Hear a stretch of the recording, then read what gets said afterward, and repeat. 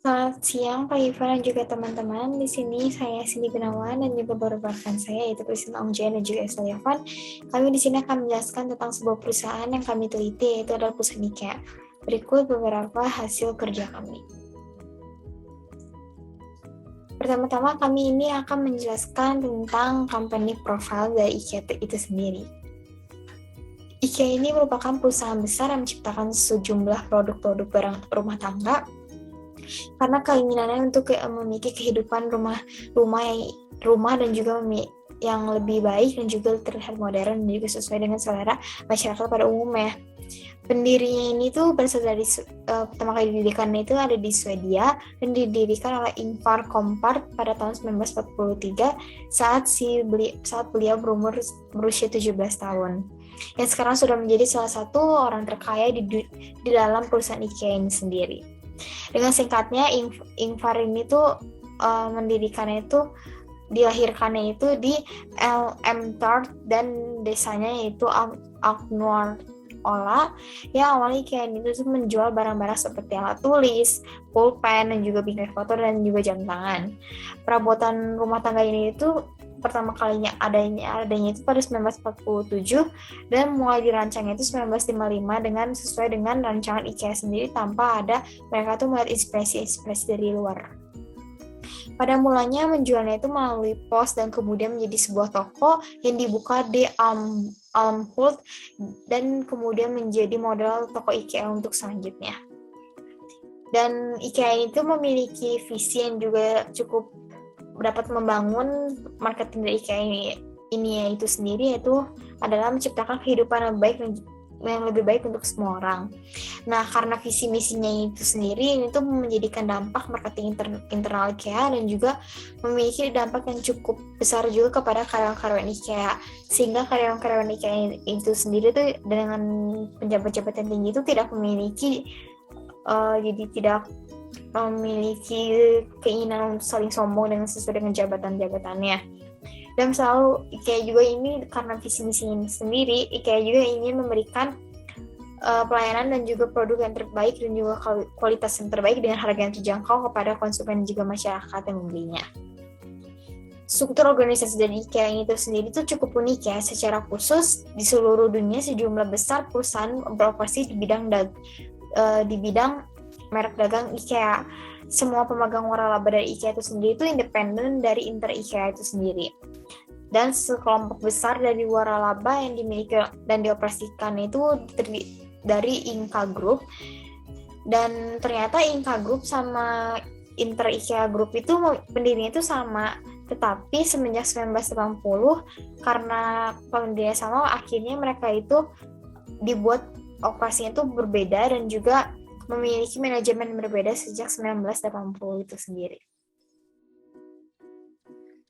Lalu kita akan membahas apa sih analisis Pestel dari perusahaan IKEA. Yang pertama adalah politik. Politik atau lingkungan politik yang stabil memainkan peran yang sangat penting dalam rantai pasokan dan sistem distribusi yang efektif untuk bekerja. Sistem politik dan sistem hukum negara bekerja satu sama lain. Pada tahun 70-an atau 80-an, terdengar desas-desus bahwa pendiri IKEA pernah bekerja sama dengan Nazi Jerman. Hal ini dibuktikan pada tahun 2012 bahwa dia memperkerjakan kamp kerja paksa di Jerman Timur dan hal ini memperburuk citra perusahaan. Sehingga manajemen perusahaan pun menyadari kesalahan tersebut dan meminta maaf kepada publik atas kesalahan dari perilaku atasannya di masa lalu. Lalu kemudian ada ekonomi. Kondisi ekonomi juga mencerminkan daya beli konsumen. Oleh karena itu, terkait langsung dengan bisnis perusahaan, IKEA menginginkan peningkatan penjualan untuk mencari daerah dengan kondisi pasar yang stabil. Menurut perkiraan yang dilakukan oleh statistika.com, pendapatan tahunan IKEA adalah 41,3 miliar euro pada akhir 2019, di mana laba bersih dengan tidak termasuk semua biaya tetap dan variabel adalah 1,82 miliar euro. Seperti yang kita tahu, di tahun 2020, saat ada krisis virus corona, IKEA Group memiliki pendapatan sebesar 39,6 miliar euro, turun dari 41,3 miliar euro pada tahun sebelumnya. Meskipun menunjukkan pertumbuhan yang konsisten selama 2 dekade terakhir, krisis COVID-19 juga sangat berpengaruh terhadap perusahaan. Lalu kemudian ada tentang sosial.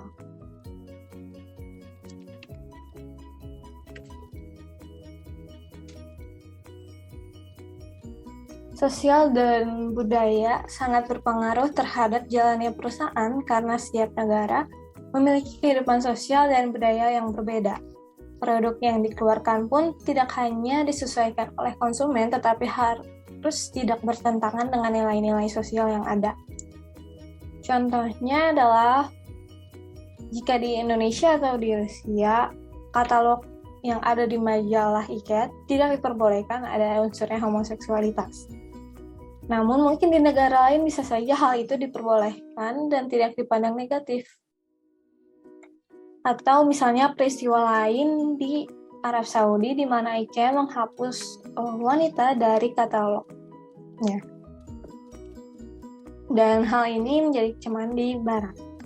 Namun tidak bisa dibilang bahwa IKEA tidak mengenal para pelanggan mereka. Mereka sudah memberikan apa yang sesuai di setiap lokasi atau negara adanya IKEA dan menghapus apa yang tidak sesuai dengan nilai sosial yang ada. Lalu beralih ke teknologi. Dengan adanya teknologi yang semakin maju, kita dapat menemukan penawaran, penjualan, dan inspirasi dekorasi rumah terkini dari situs web IKEA. Situs web IKEA memberitahu kita di mana sih lokasi terdekat toko IKEA. Mereka juga bisa menempatkan pesanan secara online. IKEA memperbarui dirinya dengan cepat untuk mengikuti perubahan lingkungan bisnis dan teknologi yang berubah dengan cepat. IKEA berinvestasi kepada penelitian dan pengembangannya serta menghadirkan lebih banyak teknologi untuk membuat pelanggannya tetap puas. Pada festival teknologi pertamanya, di Shanghai, IKEA menampilkan semua kemajuan teknologi yang dibuat perusahaan dan rencana masa depannya. Ini juga bekerja pada furnitur bertenaga robot yang dapat mengubah flat kecil menjadi istana atau kamar tidur menjadi ruang tamu. Hal ini juga bekerja pada rencana untuk menggunakan kendaraan otonom sebagai perpanjangan dari rumah, kantor, dan lembaga lokal. Lalu kemudian ada environment atau lingkungan. IKEA berinvestasi dalam ramah lingkungan. Mereka telah memasukkan lebih dari $1 miliar untuk energi terbarukan di negara-negara yang terbilang cukup miskin. Mereka bertujuan agar negeri di dalam toko mereka sepenuhnya terbarukan. Salah satu cara mereka mencapai hal ini adalah dengan berinvestasi di panel surya dan angin. Mereka bertujuan untuk mengubah bahan baku mereka seperti kayu dan kapas untuk diambil dari sumber yang berkelanjutan. IKEA sebagai perusahaan retail yang menjual robot rumah asal Swedia ini memiliki komitmen untuk menciptakan kehidupan sehari-hari yang lebih baik bagi banyak orang, memiliki kepedulian yang tinggi untuk lingkungan yang berkelanjutan. Komitmen ini juga diwujudkan melalui ragam upaya menciptakan lingkungan berkelanjutan di mana IKEA beroperasi, termasuk di Indonesia. Upaya tersebut dilakukan mulai dari penggunaan material ramah lingkungan, pengelolaan limbah makanan, hingga ragam inisiasi sosial. IKEA mengajak masyarakat Indonesia untuk bersama-sama menjaga lingkungan dengan memulai dari langkah yang kecil dan dapat membawa dampak besar bagi bumi. Mereka menggunakan material produk yang ramah lingkungan dan juga pelayanan yang ramah lingkungan. Gaya hidup ini berkelanjutan dengan menghemat energi dan air. IKEA percaya dapat mencapai operasional yang menggunakan 100% energi terbarukan, baik di toko, IKEA maupun area supplier. Substansi standar adalah prasyarat dasar untuk lingkungan seperti kondisi kerja dan sosial saat membeli barang, bahan, dan administrasi di tempat kerja profesional. Salah satu cara yang diambil oleh IKEA adalah memperkenalkan pembeli setianya dengan tas Frakta sebagai tas yang tidak berbahaya bagi ekosistem dan menggantikan kemasan plastik yang telah dibatasi penggunaannya. Gerakan ini penting untuk proyek mereka yang disebut Blue Bag Project sebagai bentuk kepedulian IKEA terhadap iklim. Sebagian keuntungan dari penjualan ini juga diberikan untuk membangun 100 septic tank di wilayah Jakarta Utara bersama Mercy Corps Indonesia. Lalu tentang legal atau hukum aturan. Semua bisnis besar sangat rentan terhadap ancaman hukum. IKEA juga harus mengikuti banyak undang-undang dan peraturan di mana negara tempat mereka beroperasi. IKEA adalah toko fisik yang tentunya harus mengikuti undang-undang ketenagakerjaan yang sangat penting. Tenaga kerja merupakan tulang punggung pebisnis manufaktur. IKEA telah menghadapi reaksi keras dari para pekerja terkait kondisi kerja yang tidak sehat. Kerja telah mengajukan tuntutan hukum terhadap perusahaan. Versi yang buruk tidak dapat dihindari jika buruh terus bekerja dalam kondisi yang buruk. IKEA harus mengikuti undang-undang perburuhan di negara tempat mereka mendirikan unit manufaktur. Ini memastikan bahwa para pekerja tidak menghadapi situasi yang membahayakan jiwa. Lalu, kasus lainnya misalnya di Indonesia. Indonesia adalah negara yang regulasi atau peraturannya sering berubah, dan IKEA pun mengakui hal tersebut.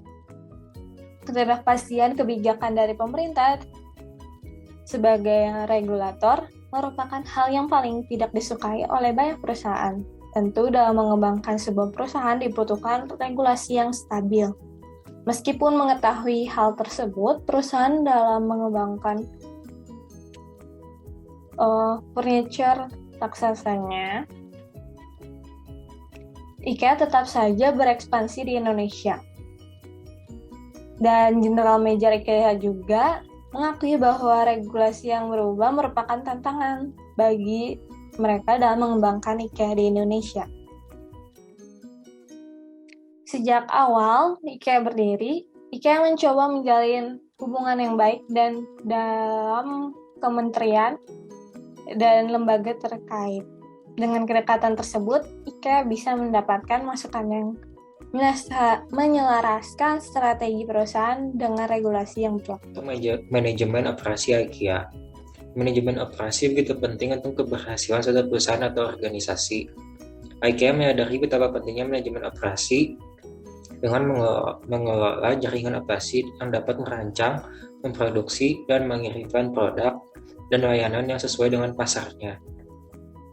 IKEA mendesain produknya sendiri di Swedia. Faktor utama yang IKEA terapkan dalam pengembangan bahan baku adalah harga yang rendah. Di tahap desain, IKEA memastikan bahwa produk memenuhi persyaratan yang ketat untuk fungsi, distribusinya efisien, dan juga dampak dan kualitasnya terhadap lingkungan. IKEA menggunakan alat e-wheel untuk mengevaluasi dampak lingkungan terhadap produk-produknya. IKEA memiliki lebih dari 1.100 pemasok di 50 negara. IKEA juga seringkali merancang produk-produk yang unik dan membutuhkan biaya manufaktur yang rendah. IKEA memiliki aturan yang ketat terkait fungsi, distribusi, efisien, kualitas, dan dampak terhadap lingkungan. IKEA berusaha untuk memakai sesedikit mungkin bahan material agar makin sedikit juga biaya yang harus dikeluarkan untuk pengiriman, bahan bakar, dan tenaga kerja. IKEA juga selalu mengusahakan untuk menjalin hubungan dan komunikasi yang baik dengan pemasok material dan manufaktur agar bisa mendapatkan harga yang lebih murah. IKEA menandatangani kontrak jangka panjang dengan para pemasok yang dibuat untuk memastikan harga tetap rendah. IKEA memiliki IKEA Way of Purchasing Home Furnishing Products atau IWY, yang isinya adalah aturan-aturan yang membantu manufaktur mengurangi dampak aktivitas terhadap lingkungan. Hal ini berarti walaupun IKEA memberikan harga yang murah kepada para pelanggannya, namun murahnya harga tersebut tidak didapatkan dengan mengorbankan prinsip bisnis mereka. Menciptakan produk IKEA dari bahan baku merupakan tugas dari produsen dalam sektor sekunder. IKEA mendesain banyak produknya sehingga jumlah terkecil sumber daya dapat membuat produk terbaik. Contohnya, IKEA menghemat sumber daya dengan menggunakan kaki berlubang di furniture. IKEA mengkombinasikan proses retail dan gudang. Semua gerai IKEA memiliki gudangnya masing-masing. Di toko utama, para pembeli dapat langsung mengambil produk dari rak penyimpanan.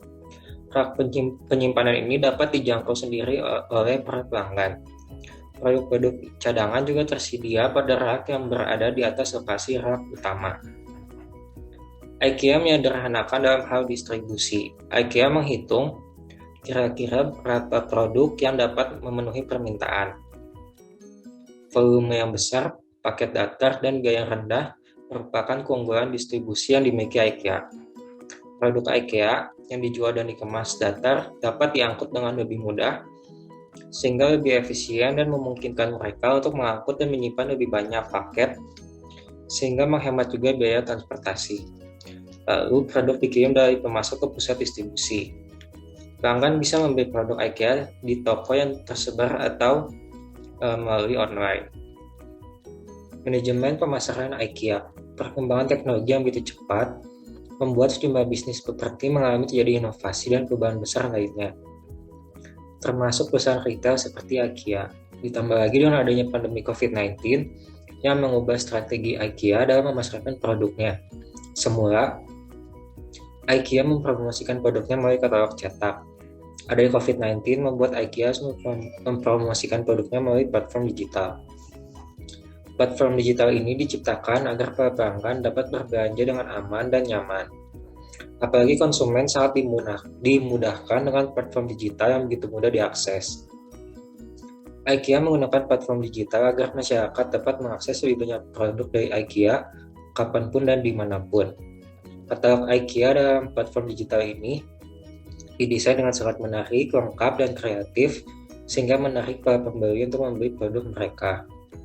IKEA juga telah menurunkan harga dari 111 produk yang dipertimbangkan berdasarkan kebutuhan dan favorit dari pelanggan. IKEA juga menyediakan fitur hotspotting yang semakin memudahkan pelanggan yang ingin mendapat informasi dari katalog dan langsung membeli lewat website IKEA. IKEA juga belum lama ini membuka pick-up point di beberapa toko. Fasilitas ini memungkinkan para pelanggan untuk mendapatkan produknya setelah berbelanja secara online melalui website IKEA. Toko IKEA juga memiliki konsep yang begitu unik. Biasanya, toko IKEA hanya memiliki satu pintu masuk dan satu pintu keluar. Setelah kita masuk ke toko, kita akan disajikan dengan berbagai tema hingga pintu keluar.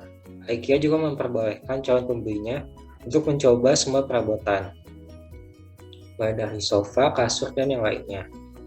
IKEA bahkan pernah mengundang konsumen mereka untuk menginap saat launching produk baru mereka. Setelah selesai berjalan-jalan di toko IKEA, semua rancangan awal calon pembelinya bisa berubah dan kebutuhannya akan bertambah. Inilah yang dinamakan dengan strategi buy more yang memberikan inspirasi kepada calon pembelinya, sehingga rasanya tidak akan lengkap jika calon pembeli tidak membeli semua produk berdasarkan tema yang telah dibuat oleh IKEA. IKEA juga memprioritaskan kemudahan untuk para konsumennya. Di toko IKEA terdapat konsultan yang dapat membantu para konsumennya. IKEA juga memiliki layanan pengantaran dan pemasangan untuk memudahkan konsumennya. IKEA juga menyediakan food court di tengah jalur belanja. Diharapkan setelah para konsumen mengisi produk mereka, semangat belanja mereka kembali bangkit. Setelah food court, mungkin orang-orang mengira bahwa agenda belanja mereka sudah selesai. Namun ternyata IKEA masih menyediakan koridor panjang berisi produk mereka. Manajemen model insani. Sumber daya manusia itu sangat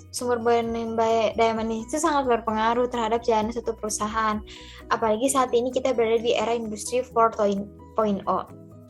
Pada era teknologi ini, manajer model insani itu harus bisa untuk mengakomodasikan para pekerja agar bekerja dengan dan juga terikat dengan pekerjaannya dengan dalam periode yang panjang. Para pekerja di IKEA juga dituntut untuk memahami akar budaya dari IKEA, yaitu learning by doing. Mereka bekerja sama untuk membuat berbagai solusi dari suatu masalah. Pekerja IKEA juga di semua level itu diajarkan untuk memiliki inisiatif dan juga melakukan kesalahan yang dianggap sebagai learning by doing. Manajemen juga tidak hanya berbagi informasi bagi pekerja, tetapi juga membagikan ilmu dan juga keahliannya kepada sesama pekerja yang lainnya. Nah, IKEA ini pengen para pekerjanya itu memiliki merasa dirinya itu penting. Mereka juga dapat mengekspresikan ide-ide dan juga merasa bertanggung jawab atas pekerjaan yang mereka lakukan.